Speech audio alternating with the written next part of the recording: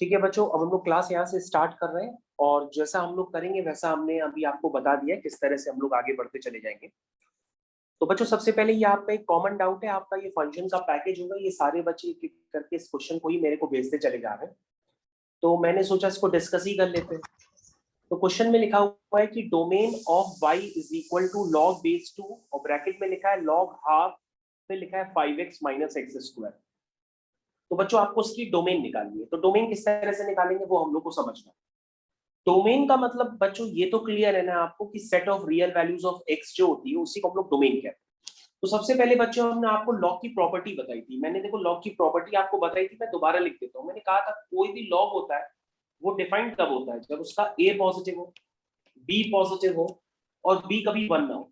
देखो बच्चों ये मैंने लॉग की प्रॉपर्टी आपको काफी दफे बताई है, अब आपको पता भी होगी जब ये तीनों चीजें होल्ड करती हैं तभी लॉग डिफाइंड होता है, ये मैंने आपको बताया। तो बच्चों अब अगर आप ध्यान से देखिए इस क्वेश्चन में, तो लॉग के अंदर ये बड़ा सा एक फंक्शन दिया हुआ है। देखो भाई ये लिखा हुआ है लॉग बेस 2, बेस 2 तो सही है क्योंकि वो जीरो से बड़ा है, वन भी नहीं है। लेकिन उसके अंदर अगर आप ध्यान देंगे, ध्यान से देखिए, उसके अंदर एक बड़ी सी चीज दी गई है, एक ही जगह एक बड़ी सी चीज दी गई है। अब बच्चों इसके बारे में तो हम जानते नहीं है, लेकिन हम ये तो जानते हैं ना कि ए को क्या होना चाहिए, ये पॉजिटिव होना चाहिए। तो एक कंडीशन बच्चों हम लोग ये लगा लेंगे कि लॉग हाफ मतलब लॉग 2 के अंदर जो भी लिखा हुआ है उसको हम लोग एक बार पॉजिटिव करेंगे, एक तो वो कंडीशन हो जाएगी। दूसरी कंडीशन ये होगी बच्चों कि लॉग हाफ के अंदर भी एक फंक्शन दिया हुआ है, मतलब ये भी लॉग डिफाइंड होना चाहिए जो लॉग अंदर वाला है। तुम कहोगे सर ये लॉग कैसे डिफाइन करेंगे, हमने कहा जाहिर सी बात है, आपको मैंने बताया था कि बेस जीरो से बड़ा हो और बेस वन ना हो, पहले तो बेस देख लो। कहोगे सर बेस तो डिफाइंड है, तो क्या डिफाइंड होना चाहिए, कहोगे sir 5x minus x square ये जीरो से बड़ा होना चाहिए। तो बच्चों आपके पास दो कंडीशंस निकल के आएंगी। दो कंडीशंस क्या है बच्चों, एक कंडीशन तो ये है कि आपका log half 5x minus x square, ध्यान से देखिए मेरी स्क्रीन पे, log half 5x minus x square, एक तो ये पॉजिटिव होना चाहिए, पहली कंडीशन तो ये है। और दूसरा क्या होना चाहिए, and simultaneously 5x minus x square ये भी क्या होना चाहिए, पॉजिटिव होना चाहिए। अब बच्चों जब हम ये बातें लिखते हैं तो उसमें बच्चे और भी हमसे बातें पूछ रहे हैं, कह रहे सर ये बताइए कि आंसर्स निकालने के बाद, सर ये बताइए आंसर निकालने के बाद कृपया करके अपने अपने आपको म्यूट कर लीजिएगा। तो सर बच्चे हमसे ये पूछ रहे हैं कि सर आंसर निकालने के बाद आप कैसे जान ले जाते हैं कि आपको यूनियन लेना है कि इंटरसेक्शन लेना है। तो हमने कहा बेटा ये बहुत ही ऑब्वियस सी बात है कि हम यहाँ पे देखो, यहाँ पे जो लिख रहे हैं वो भी उसमें एक्स की रेस्ट्रिक्शन है और यहाँ पे जो लिख रहे हैं उसमें भी एक्स की रेस्ट्रिक्शन है। अब आप क्या कोई ऐसा एक्स निकालोगे क्या कि जिसमें यहां उसको सेटिस्फाई करे और यहां सेटिस्फाई ना करे, ऐसा कोई एक्स आप निकालने नहीं वाले हो। भाई आप कोई ऐसा एक्स तो निकालोगे नहीं कि यहाँ कंडीशन के लिए फुलफिल हो जाए और वहां फुलफिल नहीं हो पाए, क्योंकि एक्स अगर पड़ेगा तो दोनों में एक ही साथ पड़ेगा, क्योंकि उसके लिए भी होगा वो उसके लिए भी होगा, ऐसा तो नहीं इधर ए लिखा है उधर बी लिखा हुआ है, दोनों तरफ एक्स लिखा हुआ है। तो बच्चों कहोगे कि सर हाँ एक्स तो कॉमन है दोनों तरफ, तो बच्चों जब एक्स कॉमन है दोनों तरफ तो आंसर्स में आप कौन से एक्स निकालोगे जो दोनों को सेटिस्फाई करे, यानी आप क्या लोगे, इनका इंटरसेक्शन लोगे। क्या लोगे, इंटरसेक्शन लोगे, क्योंकि दोनों तरफ सेम एक्स है ना। भाई अपने मन से आप सोच के देख लो, ऐसा कोई एक्स तो लोगे नहीं कि एक तरफ करे और एक तरफ ना करे, दोनों तरफ करना चाहिए, ठीक है ना, समझ गए आप। ओके बच्चों, तो हम लोग आगे कंटिन्यू करते हैं। सबसे पहले 5x minus x square greater than zero है, तो ये इनइक्वालिटी तो बेहद आसान है, आप मेरी स्क्रीन पे देखते चले जाइए। इसको मैंने पॉजिटिव किया और फिर मैंने माइनस का मल्टीप्लाई कर दिया, तो ये इस तरह से दिखने लगी। माइनस का मल्टीप्लाई करने पर इनइक्वालिटी का साइन रिवर्स हो जाता है, ये ऐसे आ गया। और इसके लिए बच्चों हम लोग वेवी स्क्वायर बना लिया, वेवी स्क्वायर बना के हम लोग ने 0 और 5 लिखा और इस तरह से चलते गए, तो आपका आंसर क्या आ गया, 0 से 5। तो बच्चों ये आपका फर्स्ट आंसर निकल के आ गया। जरा अपनी स्क्रीन पे देखिए आपको क्लियर है कि नहीं, ये पहला आंसर 0 to 5 क्लियर है सभी बच्चों को। उसके बाद बच्चों दूसरा वाला एक्सप्रेशन देखिए, हाँ हाँ बेटा दूसरा वाला एक्सप्रेशन देखिए बच्चों। दूसरा वाला एक्सप्रेशन क्या है कि आपका log base half 5x minus x square ये पॉजिटिव होना चाहिए। अब बच्चों यहाँ पे लॉग में इनइक्वालिटी है, अब लॉग वाली इनइक्वालिटी कैसे सॉल्व करोगे, कहोगे सर ये इनइक्वालिटी तो तभी बन जाएगी, हट पाएगी, जब यहां से लॉग तभी हट पाएगा जब यहाँ पे भी हम लॉग का टर्म जनरेट करा दें। तो क्या जीरो को बच्चों लॉग के टर्म्स में आप नहीं लिख सकते हो? तो सर बिल्कुल लिख सकते हैं, log 1 इज 0। log 1 जो होता है किसी भी बेस पे 0 होता है, तो 0 को हमने क्या लिख दिया, बेस हाफ रखते हुए, क्योंकि उधर भी हाफ है, हमने 0 का ऐसे लिख दिया। ये देखो मैंने 0 का ऐसे लिख दिया। अब आप कहोगे सर बेस जो है वो आपका 0 से 1 के बीच का है। जब बेस 0 से 1 के बीच का होता है तो लॉग हटाते समय इनइक्वालिटी का साइन रिवर्स हो जाता है। ये देखो मैंने इनइक्वालिटी का साइन रिवर्स कर दिया और इस एक्सप्रेशन को सॉल्व किया, और सॉल्व करते ही हमें पता पड़ा कि इसके फैक्टर हो नहीं सकते हैं, इसलिए मैंने क्या निकाला, पहले डिस्क्रिमिनेंट निकाला, फिर धराचार्य यानी कि क्वाड्रेटिक फॉर्मूला यूज करके आपके x की दो वैल्यूज आ गई। तो बच्चों x की दो वैल्यूज आ गई। अब x की दो वैल्यूज अगर ये नंबर लाइन पे प्लेस करोगे और फिर ग्रेटर देन 0 करोगे तो आपकी इनइक्वालिटी वेरी कर्व से सॉल्व होकर के क्या आएगी, यानी x की वैल्यू क्या आएगी, x की वैल्यू यही तो आएगी, माइनस इंफिनिटी से ये और यूनियन 5 प्लस रूट 21/2 से इंफिनिटी, यही तो आएगी, क्योंकि इनइक्वालिटी में ग्रेटर देन 0 है। तो बच्चों अब आपके पास दो आंसर निकल आए हैं, जिसको मैंने रेड कलर से इंडिकेट किया है, पहला आंसर है और एक दूसरा आंसर है। अब इन दोनों आंसर्स को नंबर लाइन पे उनके मैग्नीट्यूड के अकॉर्डिंग प्लेस करो, और प्लेस करने के बाद अपना कॉमन आंसर निकाल लो। तो बच्चों जब आप कॉमन आंसर निकालोगे तो वो ये कॉमन आंसर आएगा और एक ये कॉमन आंसर आएगा। तो कॉमन आंसर आपको क्लियर हो गया, और कॉमन आंसर आ गया तो आपका काम हो गया। अब आप चेक कर लो आपको समझ में आया कि नहीं आया, पहले सोच लो। समझ में आया? Yes sir. यस सभी बच्चों को समझ में आया ये क्वेश्चन? क्योंकि ये सभी का कॉमन डाउट था, सब एक एक करके ही अलग अलग तरीकों से भेज रहे थे, तो मेरे ख्याल से सबको समझ में आ गया होगा। और मैं फिर से आपको रिपीट कर दूं, मे बी कल मैं एक्स्ट्रा क्लास लूं, तो एक्स्ट्रा क्लास लूंगा तो मैं 1 घंटा पहले आपके ग्रुप में प्रायर डाल दूंगा, तो आप रेडी हो जाइएगा। और अगर आपको टाइम भी चेंज करने के लिए हो तो आप हमको बता दीजिएगा उसी समय कि सर 1 घंटे बाद और लेट डिले कर दीजिए, तो हम वैसा कर लेंगे। तो आपको सिर्फ बोलना पड़ेगा अगर मैं ग्रुप में मैसेज डालता हूँ तो। ठीक है, तो बच्चों ये आपको क्वेश्चन 100% समझ में आ गया होगा। तो क्लास के बाद अगर आपको उसकी पीडीएफ चाहिए हो तो आप हमको बता सर एक दीजिएगा। मिनट थोड़ा सा नीचे कर दीजिए, एक मिनट थोड़ा सा हाँ नीचे। यस यस बिल्कुल अभी कर देते हैं।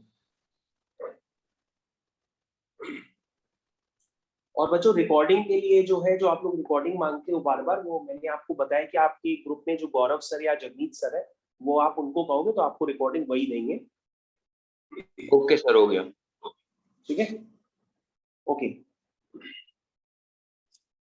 ठीक है बच्चों, यहाँ तक आप समझ गए होंगे। तो ये कॉमन डाउट आपका हो गया। आप सभी बच्चे अपनी कॉपी में पहले हेडिंग डालेंगे, दैट इज रिलेशंस। सबसे पहले अपनी कॉपी में हेडिंग डालेंगे रिलेशंस। सभी बच्चे अपनी कॉपी में हेडिंग डालेंगे रिलेशंस।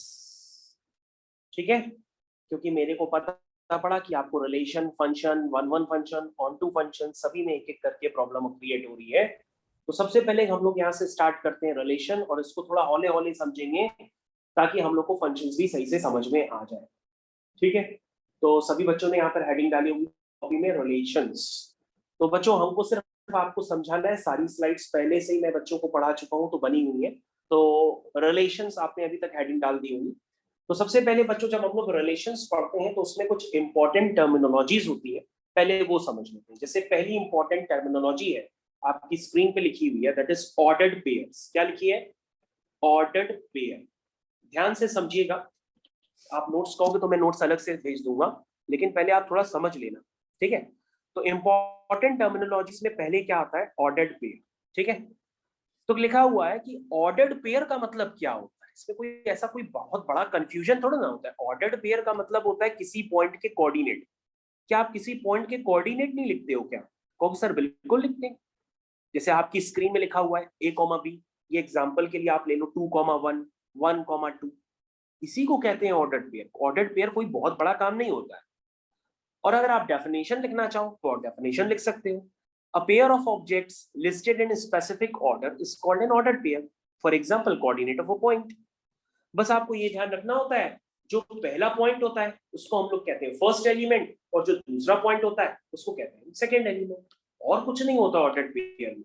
तो ऑर्डर्ड पेयर इज नथिंग, वो तो सिर्फ एक पॉइंट के कोऑर्डिनेट हो सकते हैं और कुछ नहीं होता। तो ऑर्डर्ड पेयर्स का दिमाग से कोई फंडा बहुत बड़ा नहीं होता, नॉर्मल सा होता। आई थिंक आप समझ गए होंगे। हम आगे दूसरी स्लाइड्स की तरफ बढ़ रहे हैं। तो दिस इज फर्स्ट एलिमेंट, और दिस इज सेकेंड एलिमेंट। ठीक है, समझ गए? और कुछ नहीं होता। Ordered pair is the basically the coordinate of a point. ये कोई बहुत बड़ा नहीं है, इसको आप हाईफाई नहीं करना। नेक्स्ट, दूसरा है बच्चों Cartesian product. What is Cartesian product? तो बच्चों कार्टेशियन प्रोडक्ट का कुछ नहीं होता। जैसे आपकी स्क्रीन पे लेट्स से मैंने लिख दिया आपके पास कोई सेट ए है 1, तो बच्चों इस चैप्टर को पढ़ने से पहले ये बात आपको क्लियर होनी चाहिए कि आपको सेट्स का रिप्रेजेंटेशन तो पता ही होना चाहिए। जैसे मैंने लिखा है सेट ए 1,2, तो ये कौन सा फॉर्म है बच्चों? इसको हम लोग कहते हैं रोस्टर फॉर्म। क्या कहते हैं? Roster form. रोस्टर फॉर्म में आपको नंबर ऑफ एलिमेंट्स दिखाई देते हैं और सेट बिल्डर फॉर्म में स्टेटमेंट्स दिखाई देते हैं। जैसे आपने पढ़ा होगा x is defined such that x is a 3, x equal to 3n, जहां पर n नेचुरल नंबर है, इज लाइक दैट। तो सेट बिल्डर फॉर्म में क्या होता है बच्चों? स्टेटमेंट होते हैं, और रोस्टर फॉर्म में इस तरह से एलिमेंट आते हैं। तो बच्चों अभी मैंने आपके सामने एक जस्ट नॉर्मल सा एक सेट लिखा है 1,2, और मैंने एक दूसरा सेट भी लिख दिया बच्चों, वो हमने लिख दिया 3,4। अगर मैं आपसे पूछूं बच्चों कि a क्रॉस b क्या है, तो तुम कहोगे this is known as Cartesian product of set. वो क्या निकल करके आएगा? तो तुम कहोगे सर उसमें क्रॉस जैसे होता है वो एक ऑपरेटर होता है, तो सर 1,3 भी आ सकता है, 1,4 भी आ सकता है, 2,3 भी आ सकता है, 2,4 भी आ सकता है। तो this is called a cross b। A cross B is nothing. A cross B is known as the Cartesian product of the set.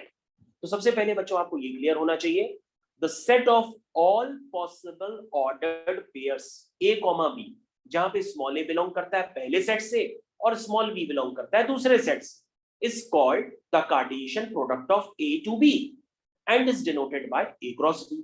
तो बच्चों ये A cross B है, और अगर आपसे कोई कहता है B cross A लिखो, तो तुम कहोगे सर B क्रॉस ए भी लिख लेंगे। तो बहुत आसान, पहले B फिर A। तो बच्चों ये आएगा 3,1, फिर आएगा 3,2, फिर आएगा 4,1, फिर आएगा 4,2। कितना आसान है। तो तुम कहोगे sir A cross B is known as Cartesian product. A to B, अगर कार्टेशियन प्रोडक्ट आप कहते हैं B to A, तो that is B cross A। और बच्चों अभी आपने निकाला A क्रॉस B, फिर आपने निकाला B क्रॉस A। क्या चेक करो ये दोनों इक्वल है क्या? कहोगे नहीं सर ये बिल्कुल इक्वल नहीं है, क्योंकि 1,3 सर अलग होता है, 3,1 अलग होता है, तो इनके ऑर्डर्ड पेयर्स अलग अलग है, कोऑर्डिनेट ऑफ अ पॉइंट अलग अलग है, इसलिए सर ये सेम नहीं होते। तो अगर हम इस डेफिनेशन को लिखते हैं कि Cartesian product of A to B is not equal to Cartesian product B to A, ये जाहिर सी बात है ये इक्वल नहीं होते। तो कार्टेशियन प्रोडक्ट का मतलब आपको क्लियर होना चाहिए, ठीक है? क्योंकि कार्टेशियन प्रोडक्ट का मतलब ही नहीं क्लियर है तो भैया फिर तो हम रिलेशंस पता ही नहीं पाएंगे, क्योंकि relation are nothing, relations are the subset of a Cartesian product of a set. ठीक है, जैसे आपने क्या किया, आपने लिखा A क्रॉस B, लिखा A क्रॉस B में क्या बना, एक 1,3 है, एक 1,4, एक 2,3, एक 2,4। अगर मान लो हम इस पूरे कार्टेशियन प्रोडक्ट ऑफ सेट को ना लिख करके हम इसका एक पार्ट लिख लें, इसका एक पार्ट, इसके एक पार्ट का क्या मतलब हुआ? सबसेट। जैसे मैं अगर कहूं कानपुर क्या है, यूपी का सबसेट है। कानपुर क्या है? यूपी का एक हिस्सा है, एक भाग है। कानपुर क्या है? यूपी का सबसेट है।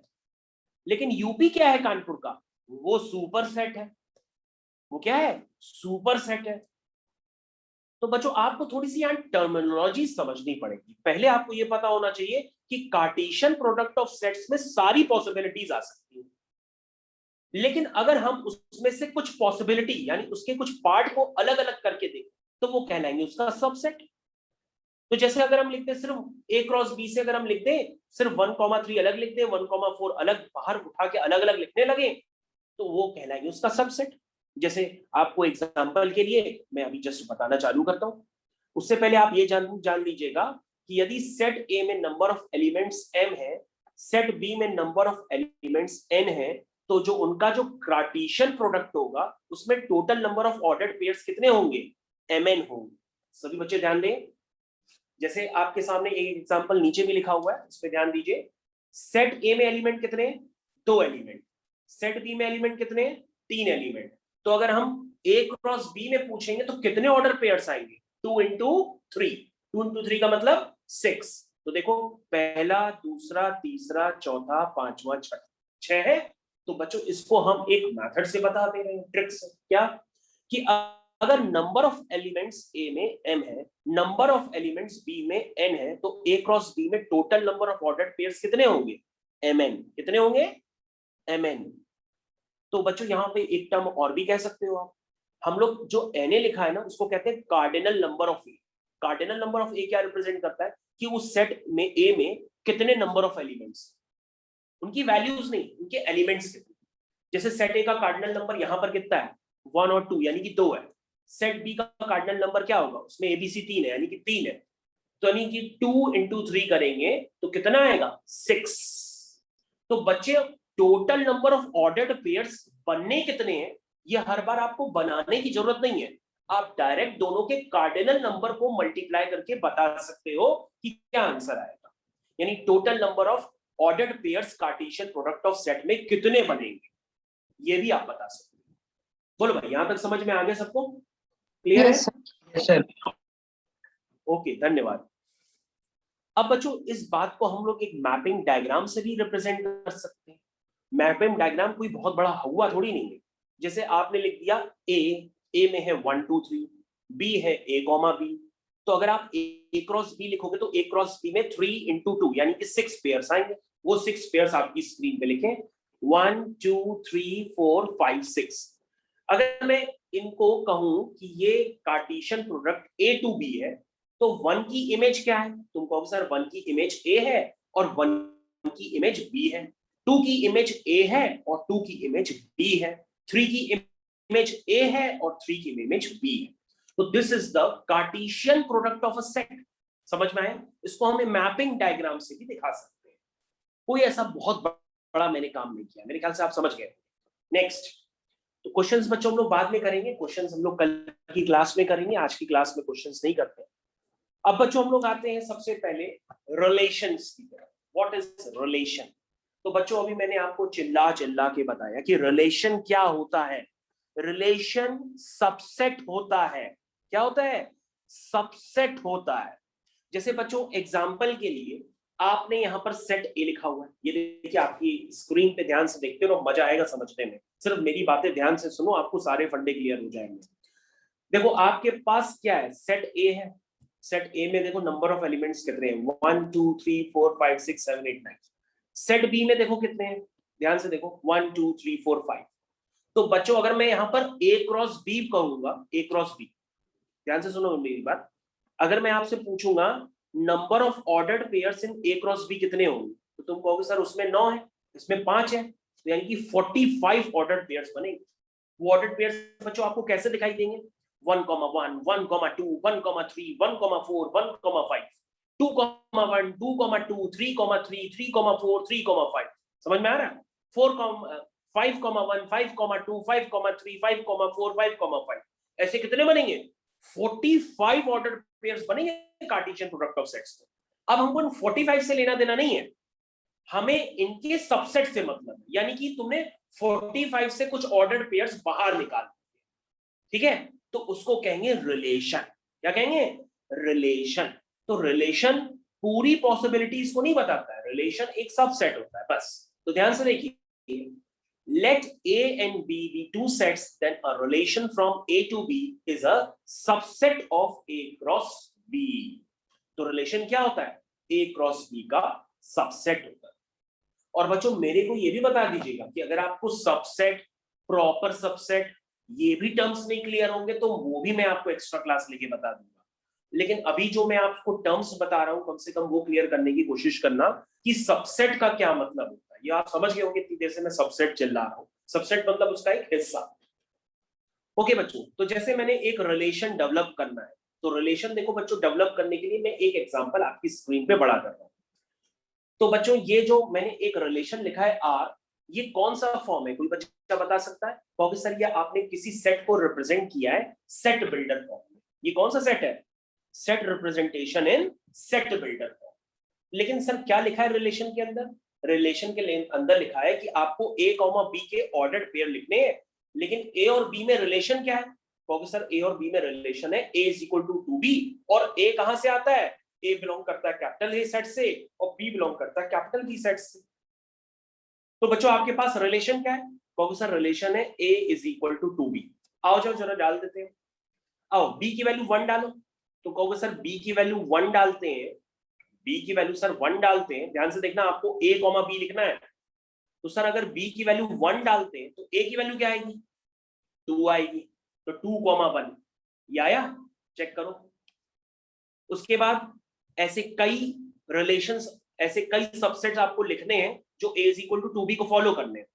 और लिखो बच्चों, b इक्वल टू आपने क्या डाला देख के 1 डाला, फिर b इक्वल टू आप क्या डाल सकते हो बच्चों? 2 डाल सकते हो। तो b 2 डालोगे तो a 4 आ जाएगा। और क्या डाल सकते हो? b 3 डाल सकते हो, तो 3 का डबल कितना हो जाएगा? 6 हो जाएगा। फिर क्या डाल सकते हो? b की जगह क्या डाल सकते हो? 4 डाल सकते हो। तो 4 डालोगे तो 4 2 8 हो जाएगा। और क्या डाल सकते हो? b की जगह 5 डाल सकते हो, तो a 10 हो जाएगा। और क्या डाल सकते हो?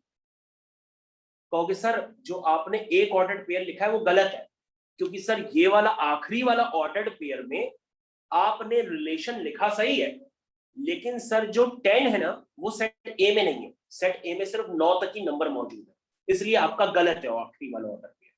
तो आखिरी वाला ऑर्डर पेयर इस तरह से आप हटा दो। यानी a is equal to 2b को फॉलो करते हुए कितने ऑर्डर्ड पेयर्स हो सकते हैं? कितना बड़ा सबसेट हो सकता है? इतना बड़ा सबसेट हो सकता है। ठीक है, तो बच्चों ये आपको समझ में आना चाहिए कि relation is the subset of Cartesian product of sets. तो कितने बच्चों को समझ में आया ये बात कि रिलेशन मैंने कैसे लिखा? कितने बच्चों को समझ में आया? What is the relation? Relation is the subset of Cartesian product of a set. क्योंकि अगर हम कार्टेशियन प्रोडक्ट लिखते हैं तो उसमें 45 ऑर्डर्ड पेयर्स होते हैं, लेकिन मेरे को उससे एक सबसेट अलग करना था। और सबसेट क्या होता है? वो एक रिलेशन होता है, और हर बार आपको एक रिलेशन दिया जाएगा, उस रिलेशन से आपको अपना सबसेट क्रिएट करना होगा, और वही आपका रिलेशन कहलाएगा। तो कितने बच्चों को ये पॉइंट समझ में आया? यस या नो? यस सर, आ गया। यस सर, आ गया। आ गया। तो सभी बच्चों को ये समझ में आ गया होगा relation, what is relation is the subset. उसके बाद बच्चों mapping diagram is very easy. ये तो सिर्फ ऐसे ही है, आप बना सकते हो मैपिंग डायग्राम। और मैपिंग डायग्राम में किसी वजह से आपको दिखा रहा हूं बार बार, क्योंकि इन मैपिंग डायग्राम्स को जब आप देखोगे तो फिर मैं आपको फंक्शंस वहां से कंपेयर कराऊंगा। अभी तो सिर्फ आप मैपिंग डायग्राम देखो कि मैपिंग डायग्राम में कुछ है ही नहीं, 2 की इमेज 1 है, 4 की इमेज 2 है, इसको तो दिखाया जा सकता है। तो this is a mapping diagram for relation, but this is not the mapping diagram of function. ठीक है, ये रिलेशन के लिए मैपिंग डायग्राम है, फंक्शन के लिए नहीं है, क्योंकि ये फंक्शन नहीं है, ये रिलेशन है। तुम कहोगे सर फंक्शन कैसे होता है? तो आगे बताऊंगा, पहले रिलेशन के लिए देखो। इसलिए मैं रिलेशन का आपको बार बार मैपिंग डायग्राम आपकी स्क्रीन पे रोटेट कर रहा हूं। ये सारे जो डायग्राम हैं ये मैपिंग डायग्राम्स के नाम से पुकारे जाते हैं। ओके बच्चों, तो हम लोग आगे कंटिन्यू करते हैं और एक नया पार्ट देखते हैं, उससे आपको और भी समझ में आएगा कई बातें। चलिए आगे बढ़ते हैं बच्चों हम लोग। तो बच्चों यहाँ पर एक नोटेशन और भी क्रिएट किया गया है, जरा ध्यान से देखिएगा कि जैसे बच्चों मान लीजिए ये तो मैंने आपको जस्ट बताया कि number of cardinal number A का m दिया है, कार्डिनल नंबर बी का n दिया है, तो a क्रॉस b में total number of ordered pairs कितने होंगे? mn होंगे कि नहीं होंगे? चलो बना के देख लेते हैं, इसको वेरीफाई कर लेते हैं। तो अभी किया भी था, जस्ट इसको एक बार हम लोग दोबारा लिख लेते हैं कि आपका सेट a है, ये आपका सेट b है। तो सेट b को भी लिख सकते हैं 3,4। तो जरा देख लेते हैं m into n यानी कि 2 2 2 4 पेयर बन रहे हैं? तो सर बिल्कुल बन रहे हैं, अभी तो जस्ट आपने बनाए, क्योंकि कुछ और भी आपको सीखना है इसलिए बना देता हूं, ये बना, ठीक है, 2,3 2,4। अब देखो इसने कहा क्या, कह रहा है कि इसके टोटल नंबर ऑफ सबसेट्स कितने बनेंगे ए क्रॉस बी के, इसके टोटल नंबर ऑफ सबसेट्स कितने बनेंगे ये हमसे पूछ रहा है।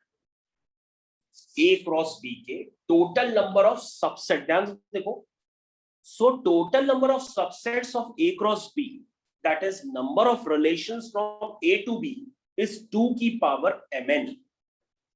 ये बच्चों आपको ध्यान देना होगा, ये बहुत ही इंपॉर्टेंट है। लेकिन ये उन बच्चों को हो सकता है भी प्रॉब्लम आ रही हो जिनको सबसेट्स का बिल्कुल भी आइडिया ही नहीं है, हवा ही नहीं है, शायद उनको हो सकता है प्रॉब्लम आ जाए। तो आपको घबराने की जरूरत नहीं है, आप हमको कल बता दीजिएगा। तो बच्चों अभी तो ये पार्ट आप क्लियर कर लीजिए कि टोटल नंबर ऑफ सबसेट्स जो होते हैं वो 2 की पावर mn, जैसे यहां पर mn की वैल्यू कितनी है 4, mn की वैल्यू कितनी है 2 into 2 4, भाई यहाँ पर n into a cross b कितना है, यहाँ पर कार्डिनल नंबर 4 है, इसमें भी 2, इसमें भी 2, 2 2 2 4 हुए। अगर हम पूछे इसके टोटल नंबर ऑफ सबसेट्स कितने बनेंगे तो तुम कहोगे 2 की पावर 4, यानी कि इसके 16 सबसेट्स बनेंगे। क्या बनेंगे 16 सबसेट्स बनेंगे। अब 16 सबसेट्स कैसे दिखाई देंगे पता है आपको, एक होगा जिसमें सिर्फ 1,3 होगा, एक होगा जिसमें सिर्फ 1,4 होगा, एक होगा जिसमें सिर्फ 2,3 होगा, एक सबसेट ऐसा होगा जिसमें सिर्फ 2,4 होगा, एक ऐसा होगा जिसमें 1,3 1,4 होगा, एक ऐसा होगा जिसमें 1,3 2,3 होगा, एक ऐसा होगा जिसमें 1,4 2,4 होगा, एक ऐसा होगा जिसमें 2,4 1,4 होगा। ऐसे समझ गए 16 बनेंगे। और बच्चों अगर आप उसको थोड़ा सा डॉट डॉट दे करके लिखो तो मैं आपको कुछ और चीजें भी बता दूं कि एक 1,3 बनेगा, एक सबसेट ये बनेगा, सिंगल सिंगल वाले तो पहले 4 बनेंगे ही बनेंगे। क्यों भाई, आपको लिखना समझ में आ गया होगा। फिर एक आपका ये भी होगा जिसमें 1,3 1,4 होगा, समझ रहे हैं? भी है। हाँ जो भी है। क्या कह रहे हो बेटा? सर 5 को पहले लिखते थे जहाँ तक। हाँ वही मैं आपको बता रहा हूँ। तो बच्चों जब आप इसको ऐसे लिखते चले जाओगे तो आखिरी में एक ऐसा सेट होगा जिसको हम लोग कहते हैं नल सेट। तो नल सेट को या तो आप ऐसे रिप्रेजेंट करते हैं या तो अभी एक बच्चे ने बताया कि नल सेट को 5 से रिप्रेजेंट करते हैं। तो बच्चों आखिरी में एक नल सेट भी आएगा क्योंकि नल सेट हर सेट का एक सबसेट होता है। तो बच्चों आपको याद रखना पड़ेगा कि इन 16 में से ये जो 16 सबसेट लिखेंगे उन 16 सबसेट में सारी पॉसिबिलिटीज हैं, लेकिन 2 पॉसिबिलिटीज ज्यादातर बच्चे भूल जाते हैं। वो 2 पॉसिबिलिटीज क्या होती हैं? वो इटसेल्फ एक पूरा यही सेट होता है जो आपको नजर आ रहा है, यानी कि 1,3 1,4 2,3 2,4 एज वेल एज, और एक लास्ट होता है उसे हम कहते हैं नल सेट। ठीक है, यानी कि बच्चों आखिरी पॉसिबिलिटीज में ये पूरा पूरा खुद आ जाता है। ठीक है ना, आखिरी पॉसिबिलिटीज में। तो ये आपको समझना होगा। बाय द वे आपको समझ तो गए होंगे, इतना आइडिया होगा आपको।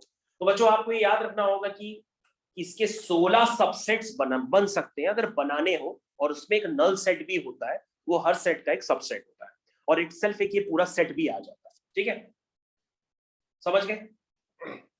और ना समझे हो तो अभी हमको बताना, हम दोबारा फिर से बता देंगे। ओके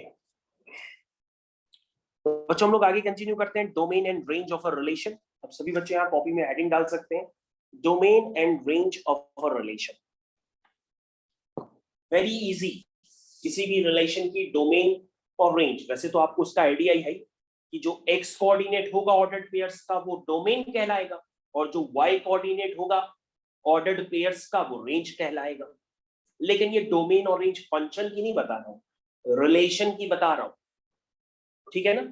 तो very easy, the set of first element of ordered pairs belonging to R is called the domain of R, where R is called relation from A to B. तो किसी भी रिलेशन की जो डोमेन होगी वो उसके first elements जो भी होंगे ऑर्डर्ड पेयर्स की वो कहलाएगी, और किसी भी रिलेशन की जो रेंज होगी वो ऑर्डर्ड पेयर्स के जो सेकंड एलिमेंट होंगे वो कहलाएगी। ठीक है बच्चों, डोमेन रेंज का तो आपको पूरी तरीके से आइडिया होगा ही। बस आपको ये ध्यान देना होगा कि अभी आपने फंक्शन नहीं पढ़ा है। This is called relation, and relation is the subset of Cartesian product of set. ठीक है, क्लियर है? और कोई भी आपके पास रिलेशन गिवन हो, उसके टोटल नंबर ऑफ सबसेट्स भी अगर आपको बताने हो तो वो भी आप बता सकते हैं। किसी भी कार्टेशियन प्रोडक्ट ऑफ सेट या कोई भी सेट गिवन हो, उसके कितने सबसेट बन सकते हैं वो भी आप बता सकते हो। दिस इज कॉल्ड 2 की पावर mn, जहां पर उसमें एक सेट वो भी शामिल होगा जो नल सेट होगा, और इटसेल्फ वो पूरा पूरा सेट भी शामिल। और बच्चों अगर आपको ये कंफ्यूजन है अभी भी तो मैं आपको क्लियर कर देता हूं। जैसे आपके पास 1,2 है, तो मैंने पूछा इसके टोटल नंबर ऑफ सबसेट्स कितने बनेंगे।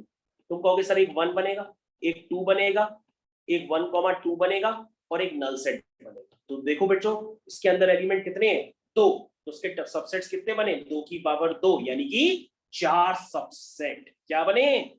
4 सबसेट। और 4 सबसेट में बच्चों ध्यान दीजिएगा, इधर ध्यान दीजिए 4 सबसेट में बच्चों जो ये वाला सेट है 1,2 वो इटसेल्फ देखो वो खुद है 1,2 इटसेल्फ वही वो सेट है जिससे आपने सबसेट बनाए।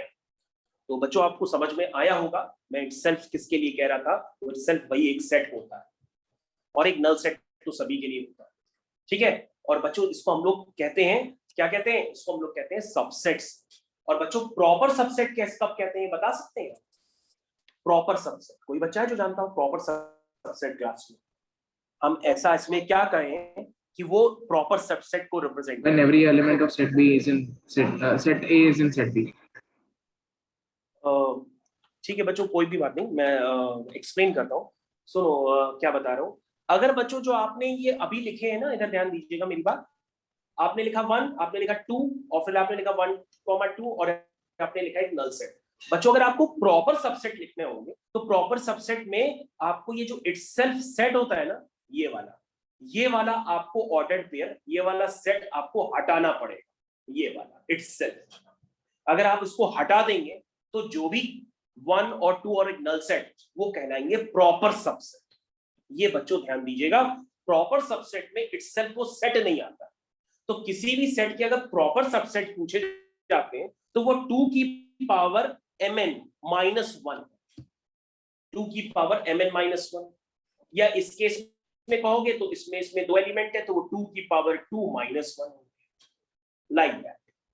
ये बात बच्चों आपको समझ में आनी चाहिए कि प्रॉपर सेट में एक मिस हो जाता है इटसेल्फ वो जो सेट होता है, ठीक है। ये बात आपको समझ में आनी चाहिए। ओके थैंक यू, आगे बढ़ते हैं। तो बच्चों आपके सामने क्वेश्चंस करें कि ना करें अभी तो समझ में नहीं आ रहा है, पहले हम लोग थ्योरी ही कर लेते हैं, आपको काफी देर तक बता दिया लेकिन एक क्वेश्चन कर लेते हैं। ओके बच्चों आपके सामने जरा क्वेश्चन देखिए क्या है।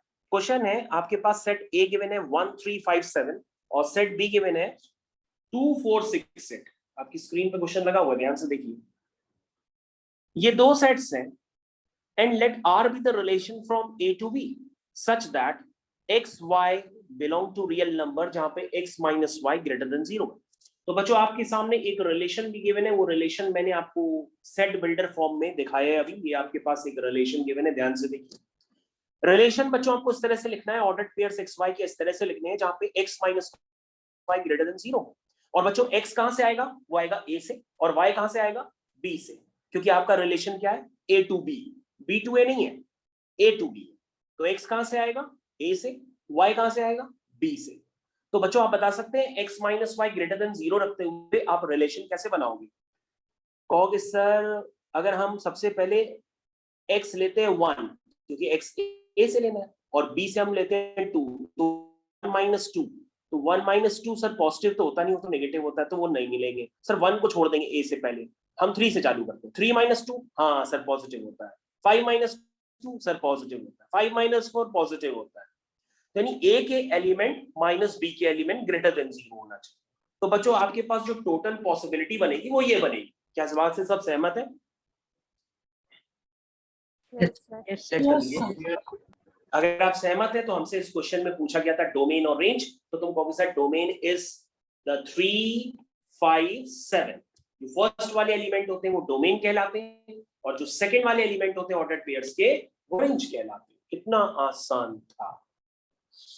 तो डोमेन और range, once again I recall you कि this is domain and range not for function, it is running topic is relation। थोड़ा सा डिफरेंस करेंगे और फंक्शन बन के तैयार हो जाएगा। तो बच्चों सबसे पहले आप यहाँ पे समझ गए होंगे कि रिलेशंस को किस तरह से पढ़ा जाता है। और बच्चों जब हम लोग कल की क्लास करेंगे तो कल की क्लास या जो भी नेक्स्ट क्लास होगी उसमें मैं आपको टाइप ऑफ रिलेशंस भी बताऊंगा। काफी सारे टाइप्स होते हैं रिलेशन के, रिफ्लेक्सिव, सिमेट्रिक, ट्रांजिटिव, काफी सारे टाइप होते हैं जिसको हम लोग लेटर ऑन देखेंगे। अभी हम लोग क्या करेंगे, अब हम लोग चलते हैं सीधा किसकी तरफ बच्चों, हम लोग चलते हैं सीधा फंक्शंस की तरफ। Let's start with functions. तो बच्चों आपने रिलेशंस समझा कि रिलेशंस किस तरह से करते हैं, क्या होता है उसमें। टाइप ऑफ रिलेशंस मैं आपको फिर कभी किसी और क्लास में बताऊंगा। सभी लोग अब बच्चे यहाँ पर हेडिंग डालेंगे दैट इज कॉल्ड फंक्शंस। अब आपको महसूस होगा कि सर किस तरीके से रिलेशन और फंक्शन को अलग अलग कर देते हैं। तो रेडी है आप लोग, करें आगे? आपको सिर्फ मेरी बात ध्यान से सुननी है, समझनी है। मैं चिल्ला रहा हूं, आपको समझ में आएगा। मैंने स्लाइड्स बनी बनाई इसलिए रखी है ताकि मैं आपको समझा ज्यादा से ज्यादा पाऊं। ओके, ठीक है बच्चों, सबसे पहली डेफिनेशन हम लोग फंक्शन की देखते हैं।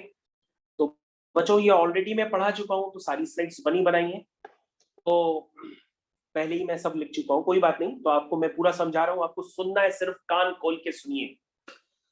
सबसे पहले बच्चों देखिए क्या लिखा है फंक्शन की डेफिनेशन। क्या लिखा है फंक्शन की definition? A function is a special case of relation. ओहो, यानी सबसे पहले फंक्शन अगर आप पढ़ना चाहते हैं तो रिलेशन का तो कुछ आइडिया होना ही चाहिए, जो कि मैंने आपको दे दिया। A function is a special case of relation where every element of first set has one and only one output in second set. ध्यान से सुनिएगा बच्चों। कहोगे सर इससे पहले जब आपने पढ़ाया था उसमें रिलेशन आपने बताया था, तो सर आपने देखिए सर क्या पढ़ाया था, पहले रिलेशन देखते हैं क्या पढ़ाया था। सर आपने लिखा था यहाँ पे 1,2 और यहाँ लिखा था ABC, और सर आप ऑर्डर्ड पेयर्स क्या बता रहे थे रिलेशन में, बताइए। 1,A 1,B 1,C बता रहे थे ना। 2,A 2,B 2,C, यही तो था आपका रिलेशन, था कि नहीं? बोलो भाई। Yes, sir. तुम कहोगे कि सर हाँ ये रिलेशन तो था, तो ये रिलेशन से फंक्शन कैसे बन गया? कहोगे सर ये फंक्शन ऐसे बना कि अगर वन की सिर्फ एक ही इमेज हो, रिलेशन की तरह नहीं कि वन की तीन तीन इमेज बनी चली जा रही है, यानी वन डालने पे ए भी आ रहा, वन डालने पे बी भी आ रहा, वन डालने पे सी भी आ रहा। No no no no no, कोई भी रिलेशन फंक्शन सिर्फ स्पेशल केस में बनता है। देखो मैंने लिखा है आपकी डेफिनेशन, जब आपका जो फर्स्ट सेट होगा, ध्यान दो मेरी स्क्रीन पे वरना समझ में नहीं आएगा, जो आपका फर्स्ट सेट होगा has only one output with in second set, यानी वन की मतलब हर एलिमेंट की एक सिंगल इमेज होनी चाहिए, हर एलिमेंट की एक सिंगल इमेज होनी चाहिए। देखो आपकी स्क्रीन पे मैंने बनाई है, 1 डालने पे क्या आ रहा है बच्चों, ए आ रहा है, 2 डालने पे बी आ रहा है, 3 डालने पे सी आ रहा है, या 3 डालने पे बी भी आ सकता है। लेकिन मेरी बात सुनिएगा, लेफ्ट हैंड साइड पे 1 2 3 से जो नंबर ऑफ एरोज निकलेंगे तो वो हर एलिमेंट से एक ही एरो निकलेगा। आप ऐसा नहीं करोगे कि 1 से ए के लिए पहुंचा दो और 1 से बी भी पहुंचा दो, दिस इज रॉन्ग। समझ पाए मेरी बात? समझ पाए? Yes, sir. 1 2 3 ABC, तो 1 की इमेज। अच्छा मैं आपसे एक चीज पूछता हूं, देखिए आप फंक्शन के बारे में वैसे जानते हो कि नहीं? 1 से आया A, 2 से आया B, अब बताओ ये फंक्शन है कि नहीं? सर नहीं है। ये फंक्शन नहीं है। इस बच्चे ने सही जवाब दिया। क्या सबका जवाब नहीं है? बिल्कुल सही। क्या जानते हैं आप? ओके, अच्छा मैं दूसरा क्वेश्चन पूछता हूं। ओके, 1 2 3 ABC, 1 का डाला A, 2 का डाला A, 3 का डाला C, क्या ये फंक्शन है? Yes. नहीं है। Yes. Yes, sir. Yes, ये sir. देखो बच्चे कंफ्यूज हो गए, अब नहीं भी आएगा। सर है many to one. Unique image. ये फंक्शन, हाँ किसी बच्चे ने एक और अच्छा सा नाम बताया। क्या नाम बताया? Many one. क्या आप जानते हो क्या Yes, sir. Many one? Yes sir जानते हैं। Yes, sir. अरे बहुत बढ़िया, जानते हो तो उससे अच्छी क्या बात है। तब तो मेरे को बताते, मैं डायरेक्टली वहीं से चालू करता आपको। चलो कोई बात नहीं, देर आए दुरुस्त है। तो बच्चों आपको ये तो बात अब क्लियर हो गई होगी, एकदम क्रिस्टल क्लियर, कि रिलेशन से फंक्शन अचानक बना कैसे। तो रिलेशन से जो फंक्शन बच्चों अचानक बन रहा है वो जादुई गिरी से नहीं बन रहा, इसमें कुछ आपको टर्म्स सीखने पड़ेंगे, तभी आप ऑन टू फंक्शन को सही से समझ पाओगे। क्योंकि पता बड़ा क्लास खत्म हो जाती है, बच्चे ऑन टू फंक्शंस के आखिरी तक कंफ्यूज रहते हैं। तो बच्चों पहले तो हम लोग फंक्शन तो समझ ही चुके हैं कि फर्स्ट एलिमेंट की one and only one output होगा सेकंड सेट। तो ये बच्चों आपका सेट ए है और ये सेट बी है। सेट ए का नाम होता है डोमेन, ध्यान दीजिएगा, सेट ए का नाम डोमेन होता है और सेट बी का नाम ज्यादातर बच्चे गलत बताते हैं। पता है वो सेट बी का क्या नाम बताते हैं? वो बताते हैं range. This is not range, set B का नाम है कोडोमेन। सेट बी का नाम है कोडोमेन। और कोई भी फंक्शन ऑन टू तभी होता है जब उस फंक्शन की रेंज इस फंक्शन की कोडोमेन के बराबर हो जाएगी। जब रेंज और कोडोमेन आपस में इक्वल होते हैं तभी क्या होता है? वो फंक्शन ऑन टू कहलाता है, अदरवाइज इनटू कहलाता है। भाई कई बच्चे हैं वो तो कहीं ने हमको ऑन टू पता है इसलिए मैंने बता दिया, वरना हम ना बता। मैंने क्या बताया कि मैंने ये बताया कि जब फंक्शंस की कोडोमेन फंक्शन की रेंज के बराबर हो जाती है, तुम कहो सर फंक्शन की रेंज निकालते कैसे? अरे फंक्शन की रेंज निकालने का मेथड नहीं पता है तो फिर भैया हम आगे बताएंगे, लेकिन अभी इतना ही समझ लो कि जब फंक्शन की कोडोमेन उसकी रेंज के बराबर हो जाती है तो फंक्शन को कहते हैं onto function. By the way आप फंक्शन को बहुत बेहतर तरीके से बहुत गहराई से समझ गए होंगे कि function is not a relation. Function कोई रिलेशन से नहीं बन रहा है, वो एक रिलेशन का स्पेशल केस है। रिलेशन एक स्पेशल केस में जाकर के फंक्शन की तरह एक्ट कर सकता है, लेकिन उसके लिए लेफ्ट हैंड साइड में जितने भी एलिमेंट हैं उन सबकी एक यूनिक इमेज होनी चाहिए। तो सर, बच्चों आपके सामने दूसरी स्लाइड है। Okay, let's start with another 1 2 3। तो बच्चों मैंने पहले से ही लिख रखा है, ये आप क्लियर कर लीजिए। जो पहला वाला डायग्राम आपके सामने इंडिकेट है वो फंक्शन है, जो दूसरा वाला है वो फंक्शन नहीं है, रिलेशन है।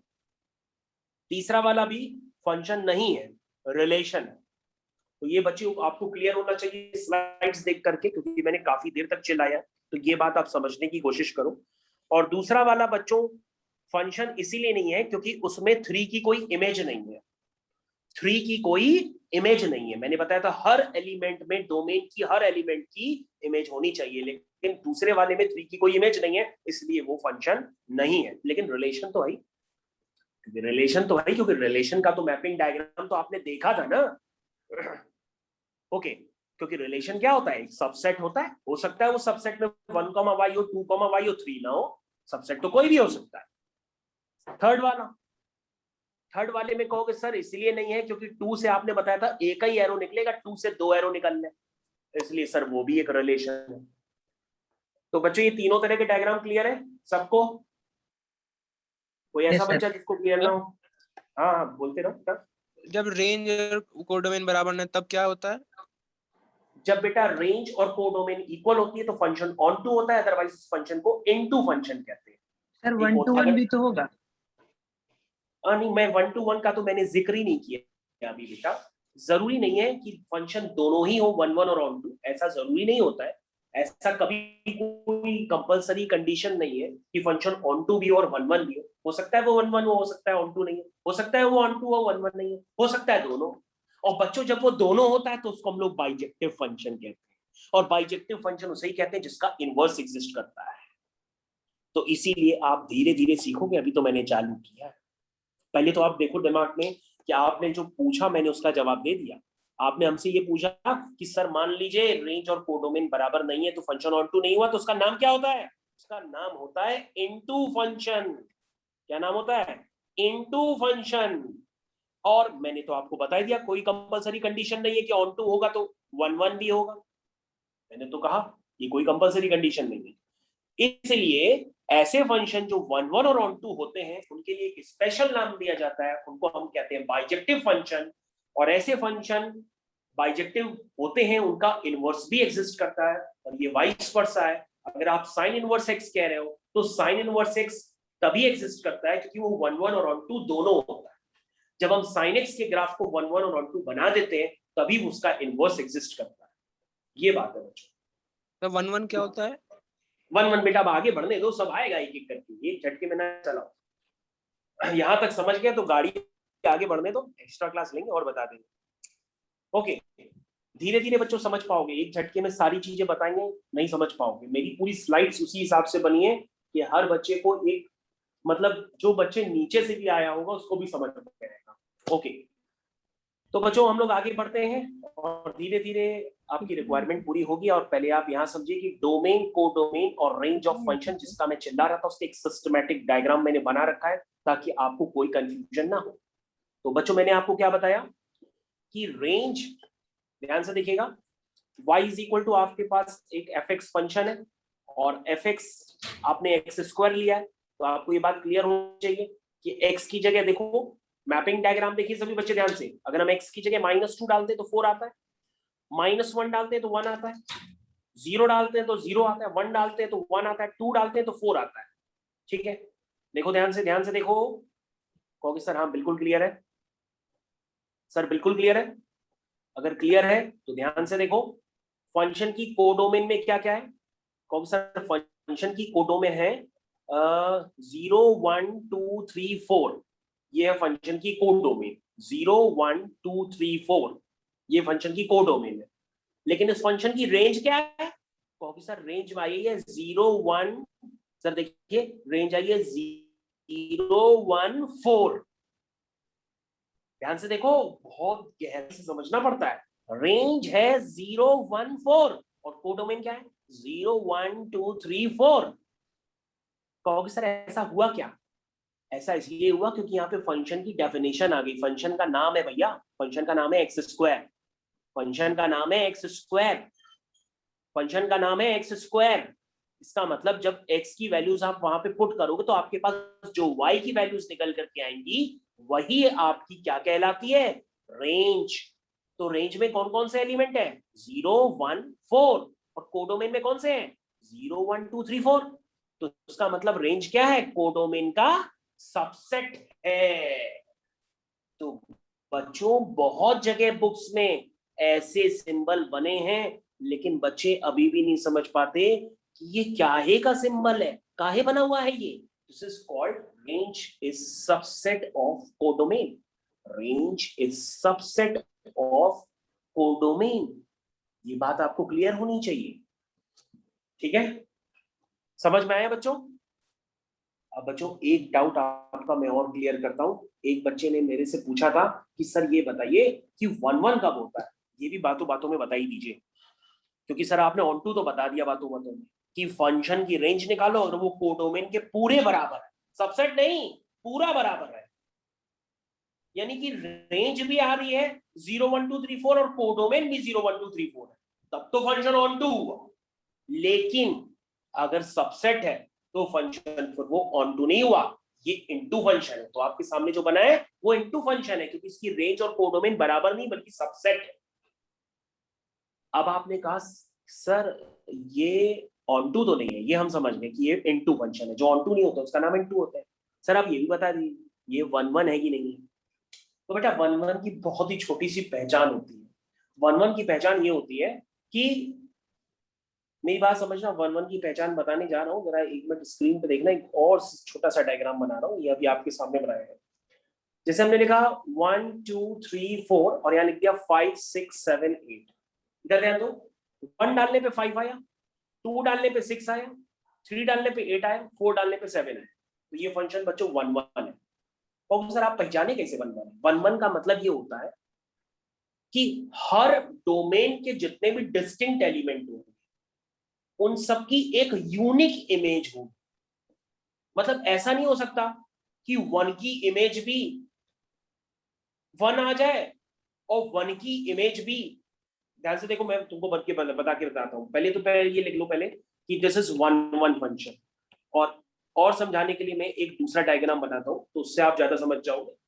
बाय द वे आपके सामने जो बड़ा सा डायग्राम बना है वो 1 1 फंक्शन का ही है, लेकिन मैं आपको और बताता हूं। इधर आओ सब बच्चे, इधर देखो, 1 -1, इधर ध्यान दो, 2 -2 और यहां मैंने लिख दिया 1 4, 5 भी लिख देते, 5 भी।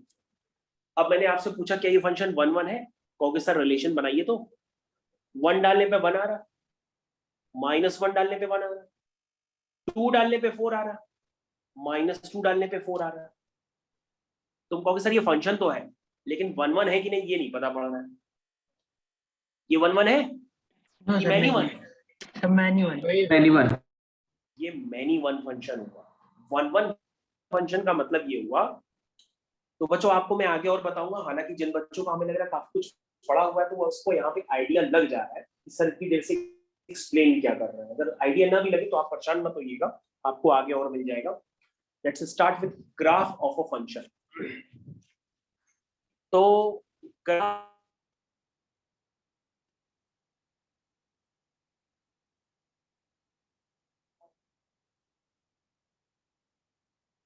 सर आपकी आवाज नहीं।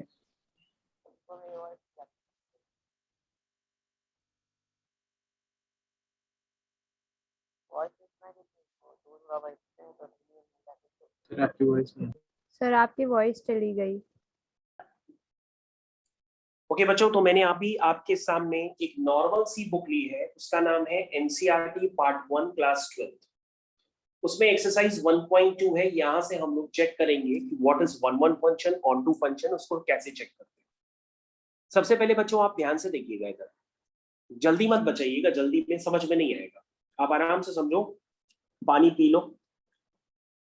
ओके बच्चों, तो यहाँ पे क्या लिखा हुआ है देखो, इंजेक्टिव। सबसे पहले तो बच्चा यही देख करके कंफ्यूज हो जाता है कि सर ये इंजेक्टिव क्या होता है। एक बला सर हट रही है, दूसरी बला चालू हो।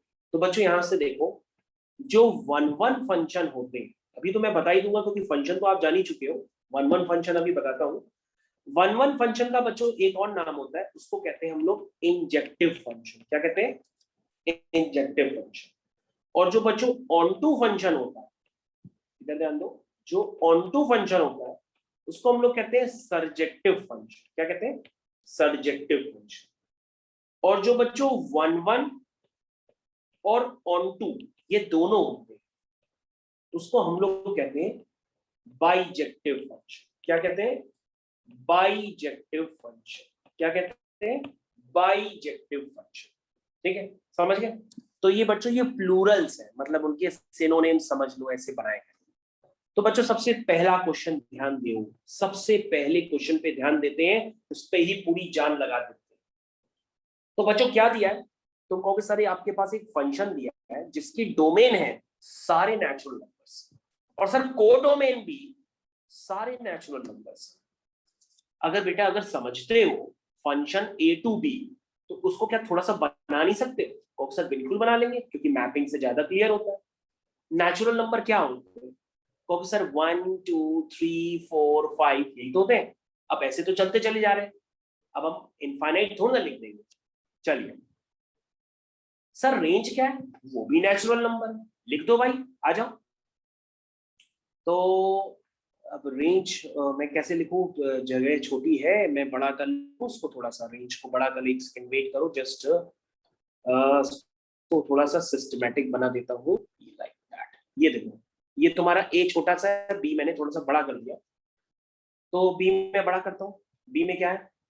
Natural numbers. बच्चों नेचुरल नंबर्स लिख दो जरा। 1 2 3 4 5 6 7 8 9 10 ऐसे चलता चला जा रहा। मैंने एग्जांपल थोड़ा सा बड़ा ले लिया, बस मैं आपको अब जस्ट क्लियर करने वाला हूँ, बस थोड़ा सा पेशेंस रखिएगा तो आपको क्लियर हो जाएगा। ये आपका सेट ए है और ये आपका सेट बी है। सेट बी को मैंने थोड़ा सा बड़ा बनाया है, इधर ध्यान दो। 1 2 3 ये मैंने सिर्फ इतना ही लिखा, ठीक है। यहाँ पे मैंने लिख दिया 1 2 3 4 5 6 7 8 और ये 9। ध्यान से देखो, तो क्या फंक्शन ये बच्चों जो पहला वाला पार्ट है, क्या ये 1 1 है? कहोगे सर कैसे पहचाने? कहोगे सर मशीन दी हुई है, मशीन से पहचानते हैं। ये देखो सर मशीन, अरे हम लोग बहुत जूसर मशीन से हम लोग समझाते हैं, कल बता देंगे, कोई बात नहीं। अभी आप देखो ये मशीन है आपके पास, fx = x²। आपको क्या करना है, इसमें x की जगह नेचुरल नंबर पुट करने हैं। तो मैंने जो लिए पहले वो पुट करके देखो। सर 1 ले, हाँ 1 डालो उससे, तो क्या आएगा? 1 आएगा। सर 2 ले, 2 डालो, क्या आएगा? 4 आएगा। 3 ले, 3 डालो, क्या आएगा? 9 आएगा। तो तुम कहोगे सर 1 डालने पे 1 आ रहा, 2 डालने पे 4 आ रहा, 3 डालने पे 9 आ रहा है। तो सर ये तो 1 1 फंक्शन हुआ, क्योंकि सर आपने यही तो बताया था क्योंकि हर एलिमेंट की एक डिस्टिंक्ट इमेज बनेगी, हर एलिमेंट की एक डिस्टिंक्ट इमेज बनेगी और वो बन रही है। तो बच्चों पहला वाला एग्जांपल 1 1 फंक्शन का है। तुमने कहा सर समझ ही नहीं आया, पता नहीं आपने कैसे बताया। कोई बात नहीं, तुम तीसरा एग्जांपल ले लो, अभी बता दो। लेकिन पहले वाले एग्जांपल में क्लियर कर लूं, पहले वाला एग्जांपल जो है वो 1 1 यानी कि इंजेक्टिव फंक्शन है। पहला वाला फंक्शन है 1 1, क्योंकि 1 डालने पे 1 आया, 2 डालने पे 4 आया, 3 डालने पे 9 आया, इसलिए वो 1 1 है। क्योंकि आप कोई भी नेचुरल नंबर लोगे, उसकी इमेज जब एक्स स्क्वायर से निकालोगे, उसकी जब कोडोमेन निकालोगे, तो हर बार वो डिस्टिंक्ट कोडोमेन आएगी, रिपीट कभी भी नहीं करेगी। आप चेक कर लो। अरे आप 5 डालोगे ए से तो बी में 25 आएगा, क्योंकि उसकी रेंज कोडोमेन दी तो है सारे नेचुरल नंबर्स, तो सारे नेचुरल नंबर्स में 25 आएगा, तो आएगा कि नहीं आएगा। और 6 डालोगे तो वहां से 36 आ जाएगा, 8 डालोगे तो वहां से 64 आ जाएगा, 9 डालोगे तो 81 आ जाएगा। यहां से कोई भी नेचुरल नंबर उठाओ और वहां प्लेस करो, वहां से भी नेचुरल नंबर आएगा। ये बात आपको समझ में आनी चाहिए। अब तुमने कहा सर ये 1 1 तो है, चलिए हमने आपकी बात मान ली।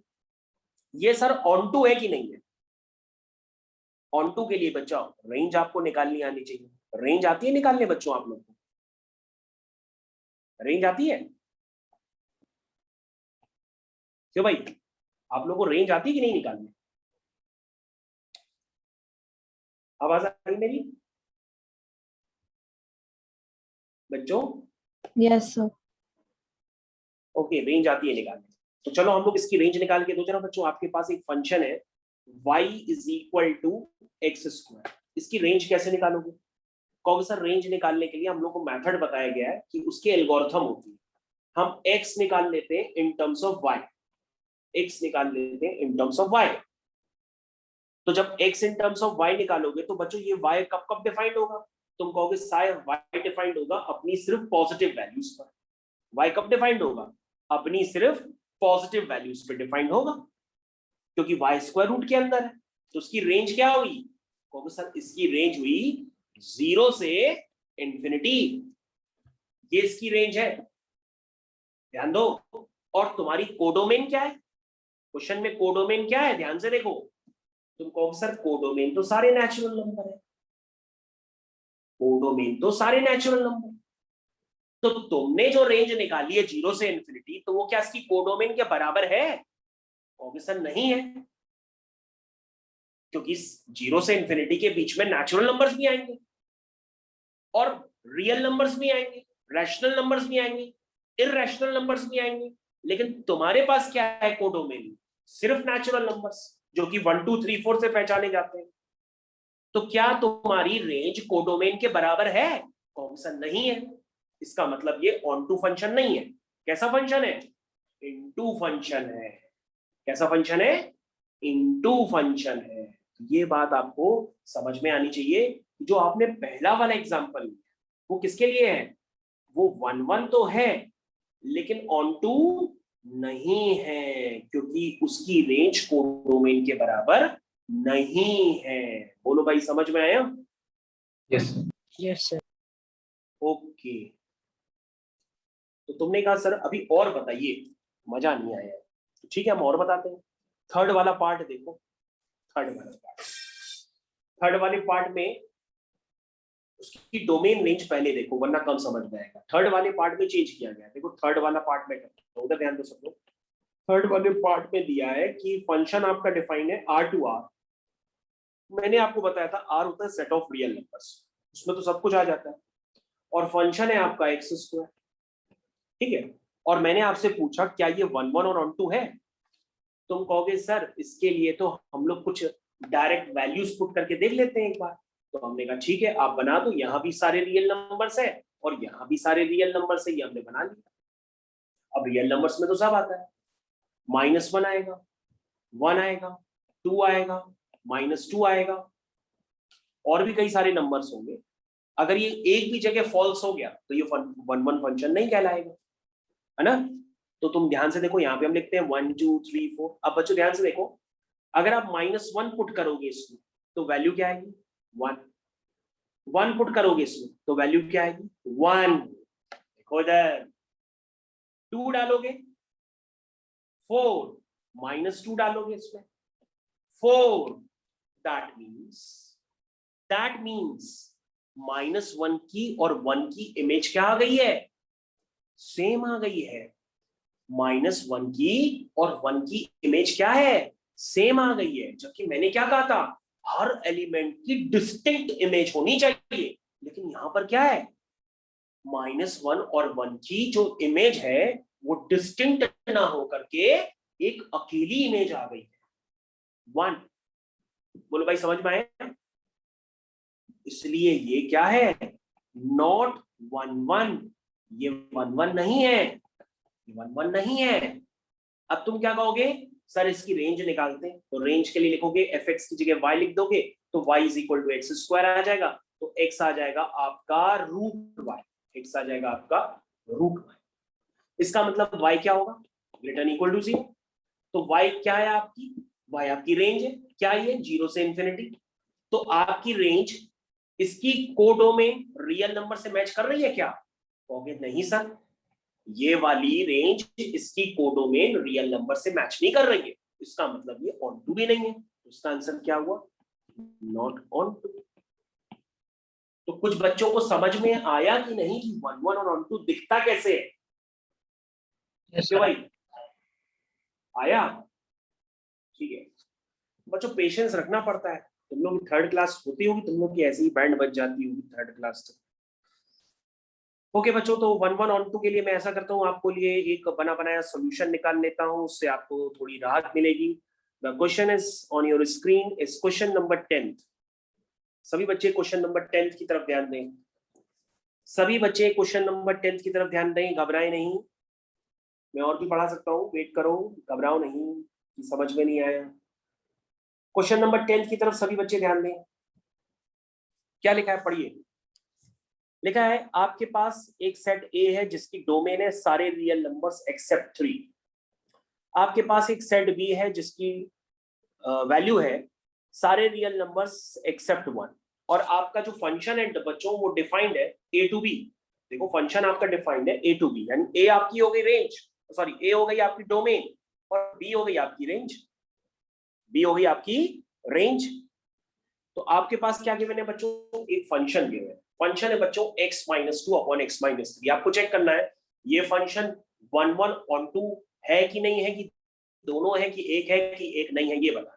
तो बच्चों मैं आपको एक बता देता हूं। एक तो बच्चों मेरी बात अब ध्यान से सुनना, एक बच्चों होता है ऑब्जर्वेशन मेथड। ऑब्जर्वेशन मेथड जैसे हम लोग इसके पहले लगा रहे थे कि वैल्यूज पुटिंग करके देख रहे थे और किसी भी एक वैल्यू के लिए फेल कर जाए तो फिर वो 1 1 नहीं है। इसके पहले हम ऑब्जर्वेशन से कर रहे थे वैल्यूज पुट करके। लेकिन बच्चों कभी कभी एग्जाम में ऐसे ऑब्जर्वेशन वाले क्वेश्चन नहीं आते।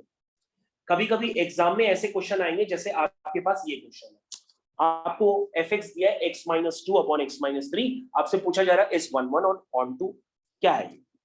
तो बच्चों 1 1 की एल्गोरिथम होती है। क्या एल्गोरिथम होती है वो समझना। अगर आपको किसी भी फंक्शन को एल्गोरिथम से करना है, कभी कभी एल्गोरिथम भी काम नहीं आती, कभी कभी ऑब्जर्वेशन से ही दिख जाता है, तो उसमें एल्गोरिथम लगाने की जरूरत ही नहीं है। लेकिन कभी कभी स्टेटमेंट आपको लिखने हो, एल्गोरिथम से करना हो, तो उसका वे ये होता है कि आपको एक मेथड लगाना पड़ेगा fx1 = fx2, जैसा कि आपको स्क्रीन पे नजर आ रहा है। क्या लगाओगे आप, fx1 = fx2। इस रिलेशन को लगाने के बाद अगर लास्ट में आपके पास सिर्फ और सिर्फ एक लौती कंडीशन आ जाए x1 = x2, तो फंक्शन 1 1 है। लास्ट में अगर आपके पास एक कंडीशन आ जाए इसको लगाने पर x1 = x2, तो फंक्शन 1 1 है। लेकिन इसके अलावा कोई और रिलेशन आ जाए, मान लो x1 = x2 आ गया, x1 = x2 + 1 आ गया, तो फिर फंक्शन 1 1 नहीं कहलाएगा। तो फिर फंक्शन 1 1 नहीं कहलाएगा। अगर fx1 = fx2 लगाने के बाद अगर लास्ट में आपके पास एक लौती कंडीशन आ जाए x1 = x2, तो फंक्शन 1 1 है। अदरवाइज जैसे आपने क्या लिखा, आपके पास fx गिवन है तो आपने fx1 लिख दिया। fx1 कैसे लिखेंगे, fx में जहां जहां x है उसको x1 से रिप्लेस कर दो।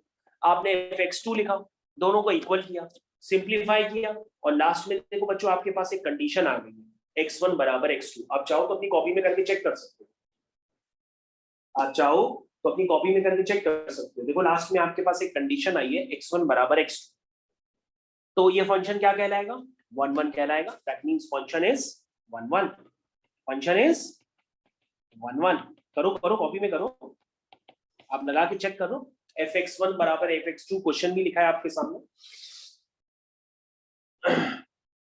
वेट करें कि आगे बताएं, कर रहे हो?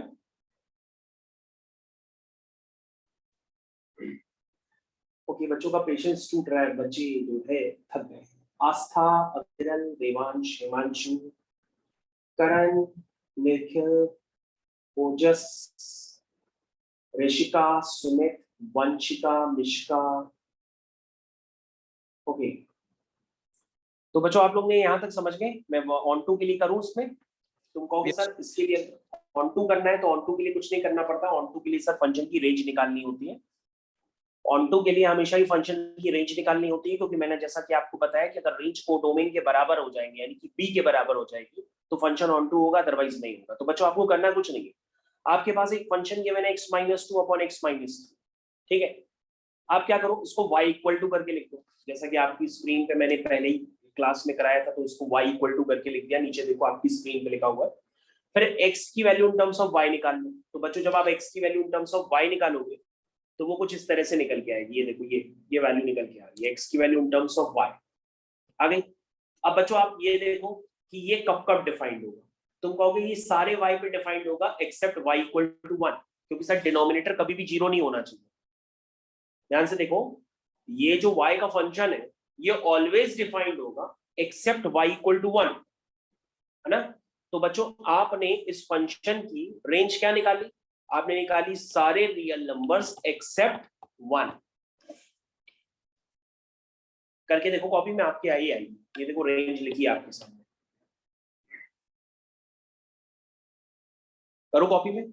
और जब तो आप ये रेंज निकालोगे तो वो इसकी कोडोमेन यानी कि बी के बराबर आ जाएगी। ध्यान से देखो बी के बराबर आ रही है, यानी निकाली गई रेंज आपकी गिवन कोडोमेन के बराबर है। That means function is onto. इसका मतलब ये फंक्शन 1 भी है और ऑन टू भी है, 1 भी है और ऑन टू भी है। इसका मतलब ये फंक्शन बाइजेक्टिव फंक्शन भी है। तो बच्चों ये पार्ट आपको क्लियर होना चाहिए।